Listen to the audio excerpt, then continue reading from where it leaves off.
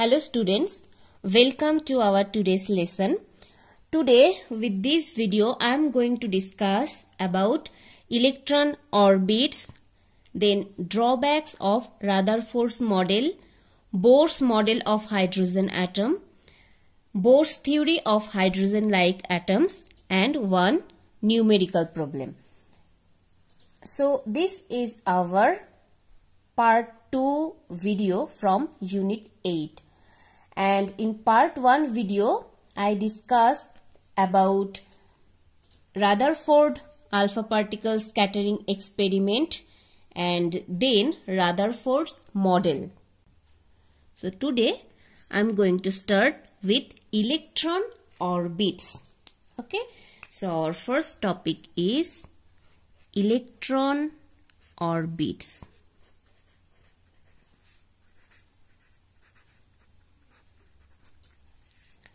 Now listen carefully.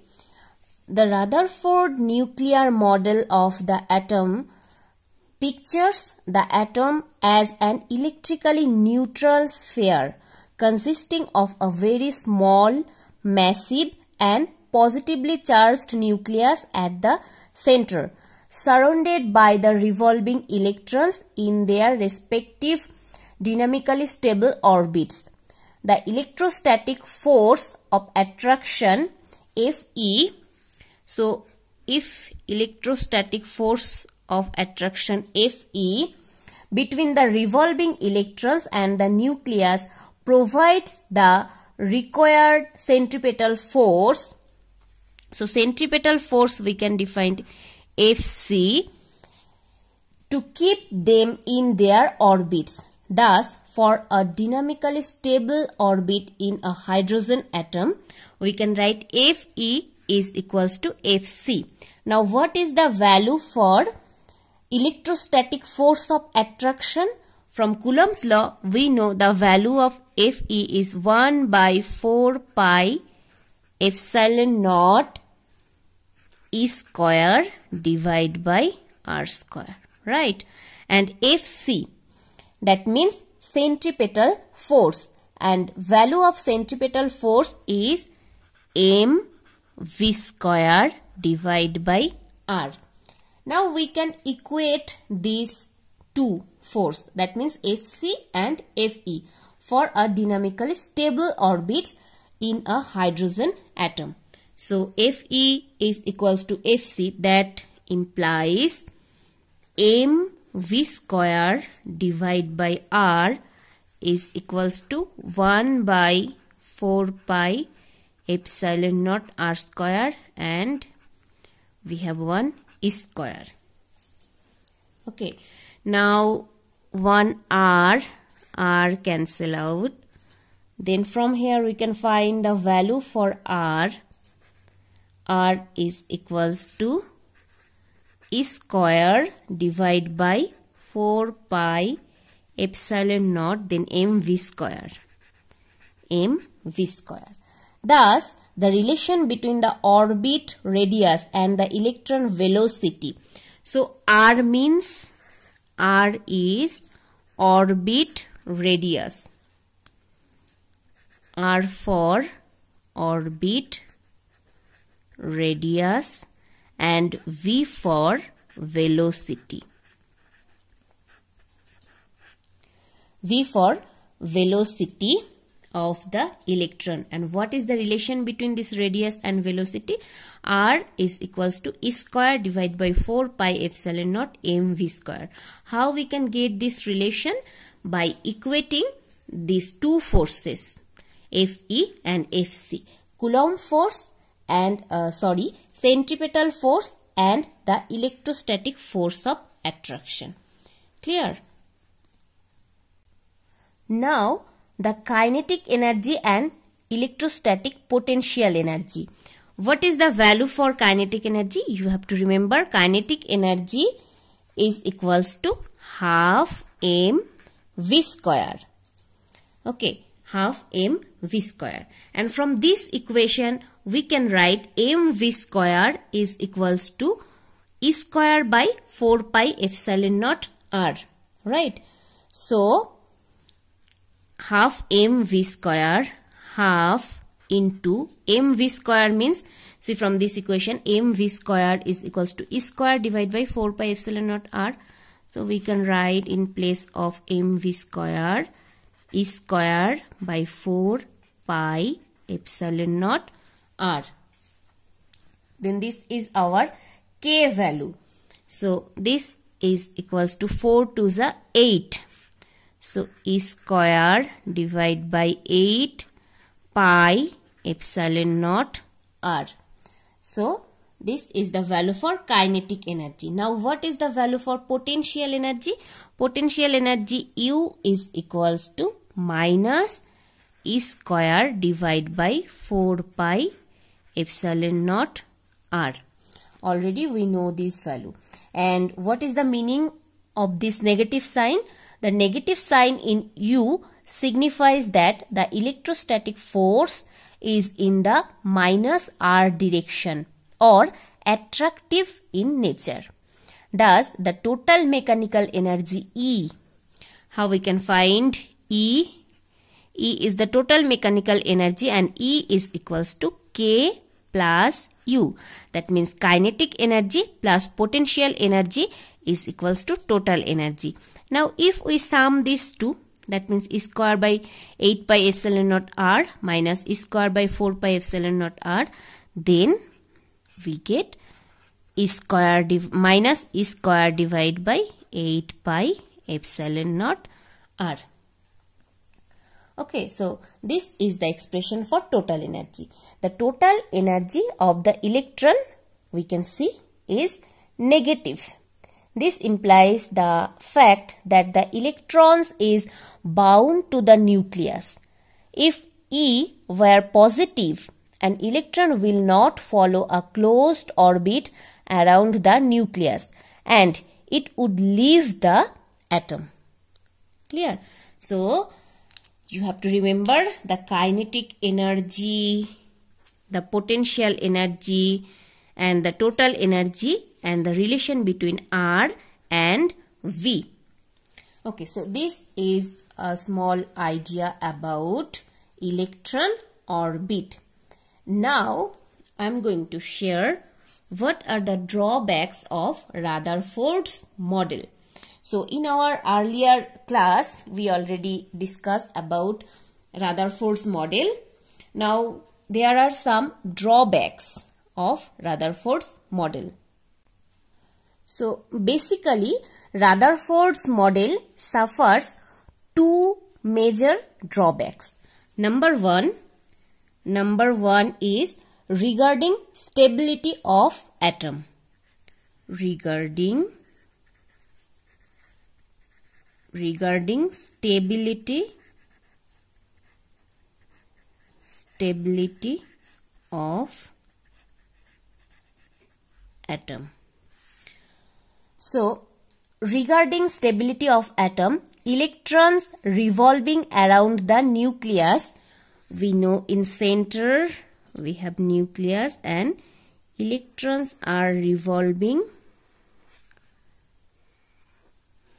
in different orbits.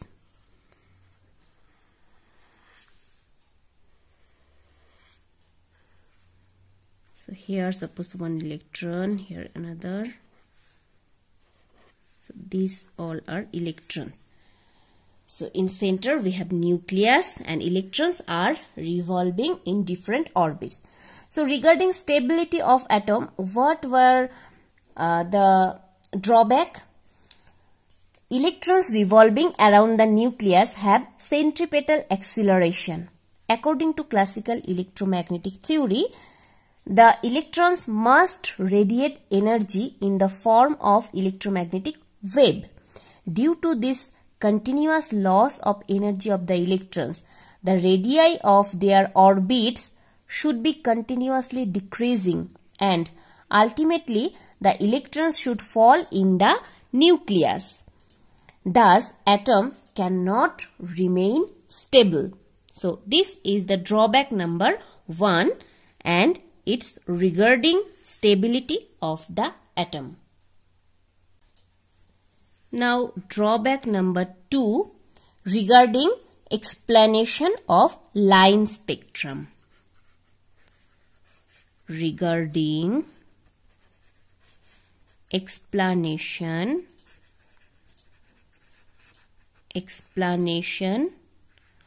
of line spectrum.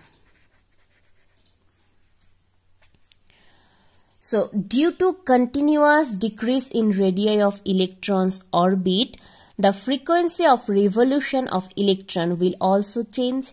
According to classical theory of electromagnetism, frequency of EM wave, that means electromagnetic wave emitted by electron, is equal to frequency of revolution of electron. So, due to continuous change in frequency of revolution of electron, it will radiate electromagnetic waves of all frequencies. That is, the spectrum of these waves will be continuous in nature. But this is not the case. Experimentally, we get line spectrum. So, Rutherford model was unable to explain line spectrum. So, this model or Rutherford model was unable to explain line spectrum. Okay, so these are the two drawbacks of Rutherford model. Okay, next move on. Our third topic, Bohr's model of hydrogen atom.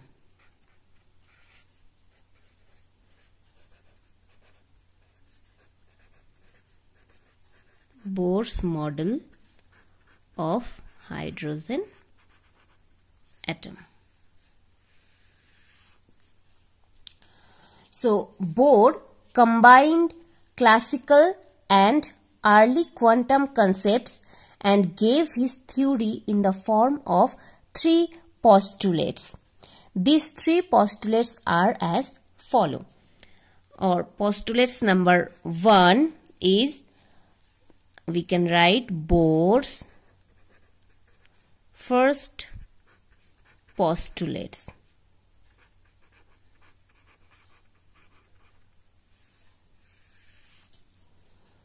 So, what was Bohr's first postulates? Bohr's first postulate was that an electron in an atom cloud revolve in certain stable orbits without the emission of radiation energy, contrary to the prediction of electromagnetic theory. According to this postulate, each atom has certain definite stable states in which it can exist, and each possibilities or each possible states has definite total energy. These are called the stationary states of the atom. Okay, now second postulates or Bohr's second postulate.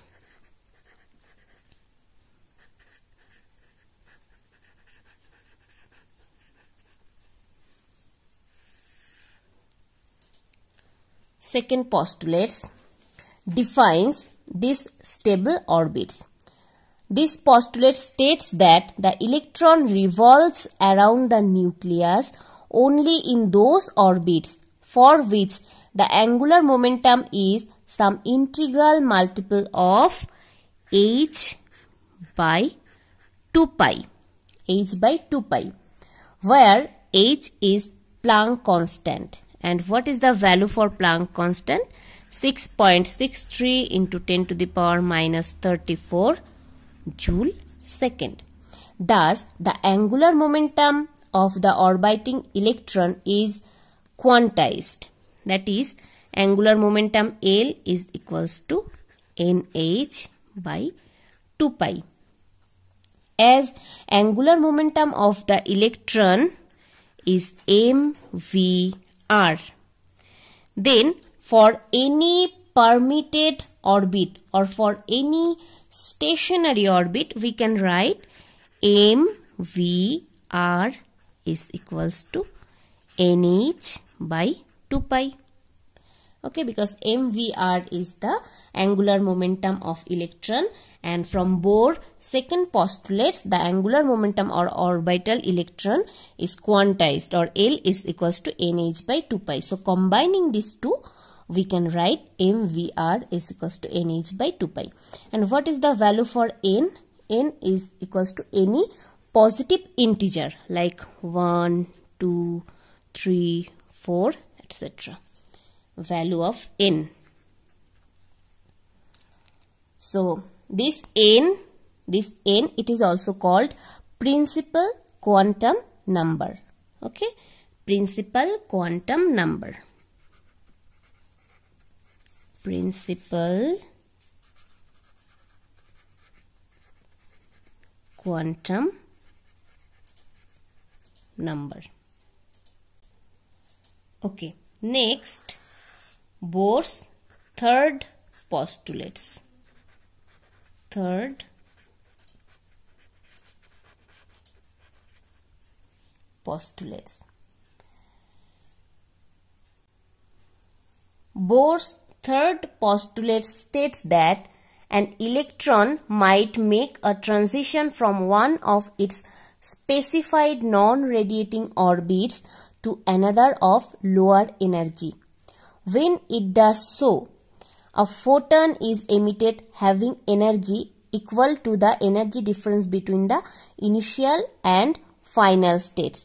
Suppose I am drawing, suppose here one initial state and here one final state. Okay, and the energy for initial state is EI and for final state is EF. So according to third postulate, an electron might make a transition from one of its specified non-radiating orbits to another of lower energy. When it does so, a photon is emitted having energy equal to the energy difference between the initial and final states. Then if one photon make a transition from EF to EI, or here as EI is our initial state, so EI to EF, then the frequency of the emitted photon is given by h nu is equals to EI minus EF. H nu is equals to EI minus EF, where EI and EF are the energies of the initial and the final states, and EI greater than EF. EI greater than EF. So according to our diagram, this upper energy level should be our EI level and this one EF level, and this is our transition EI to EF. Okay, now our next topic is Bohr's theory of hydrogen-like atoms.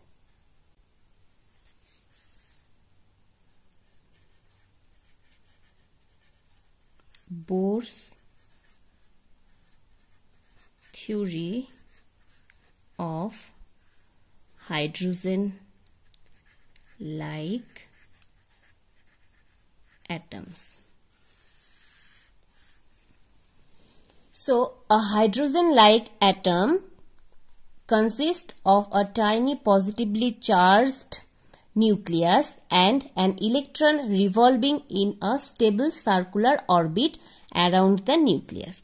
So, suppose this is our nucleus and this is suppose one orbit in which electron is revolving. So this is our nucleus. For charge of nucleus is Ze. So suppose this is nucleus. And suppose one electron is revolving electron E. So this is the velocity vector V. Okay. Now let E, M and V respectively the charge, mass and velocity of the electron. E is charge of electron, M is mass of electron, V is velocity of electron. Okay, and R be the radius of the orbit. So this distance is R, and R is equals to radius of the orbit. The positive charge on the nucleus is Ze, where Z is the atomic number. In case of hydrogen atom, Z is equals to 1. Okay, atomic number of a hydrogen atom is 1. As the centripetal force is provided by the electrostatic force of attraction, then we can write mv square divided by R is equals to 1 by 4 pi epsilon naught Z E into E for proton and electron. For proton is Ze, for electron is E. That's why. What was our formula? Q1 Q2 divided by 4 pi epsilon naught R square. So here Q1 means Ze, Q2 means E, and 4 pi epsilon naught R square. Okay, so from here we can write m v square is equals to, again if R cancel out, mv square is equals to Z square by 4 pi epsilon naught R. So give this equation number 1. Okay, now from the second postulates of the angular momentum of the electron, from both second postulates, what we know, just I discussed. From second postulates we can write mvr is equals to nh by 2 pi from both second postulates. So give this equation number 2. Okay, now from these two equation, or equation 1 and 2, here mvr, here mv square. So if we simplify these two equation, then we get, or here we can write from equation 1 and 2, we get, from equation 1 and 2, we get R is equals to n square h square epsilon naught divided by pi m z square. From these two equation we can find the value for R. Give this equation number 3. So this is the equation for the radii of the permitted orbits. According to this equation, we can write Rn is proportional to n square. Here R is proportional to n square. We can write here Rn for nth orbit, because h, epsilon naught, pi, m, z, e all are constant quantity. So we can write Rn is proportional to n square. Since n is equals to 1, 2, 3, it follows that the radii of the permitted orbits increase in the ratio 1 is to 4 is to 9 is to 16 and so on from the first orbit. Clearly, the stationary orbits are not equally spaced. Okay, the stationary orbits are not equally spaced. Okay. Now we have to solve this problem. So what is the problem? It is found experimentally that 13.6 electron volt energy is required to separate a hydrogen atom into a proton and an electron, what are the orbital radius and velocity of the electron in a hydrogen atom? So let's solve this problem. This is our topic number 5. So what is the total energy? Total energy is equals to minus 13.6 electron volt, and is equals to, we can write 13.6 into 1.6 into 10 to the power minus 19 joule. So to convert electron volt into joule, we have to multiply by 1.6 into 10 to the power minus 19. Clear? So if we calculate, then we get minus 2.2 into 10 to the power minus 18 joule. If we multiply 13.6 into 1.6, then if we solve, then we get 2.2 into 10 to the power minus 18 joule. So this is the total energy. Now total energy expression, or what is the equation or formula for total energy? Total energy formula is equals to minus E square by 8 pi epsilon naught R. Now this is also value of total energy. This is also value of total energy. So we can equate these two.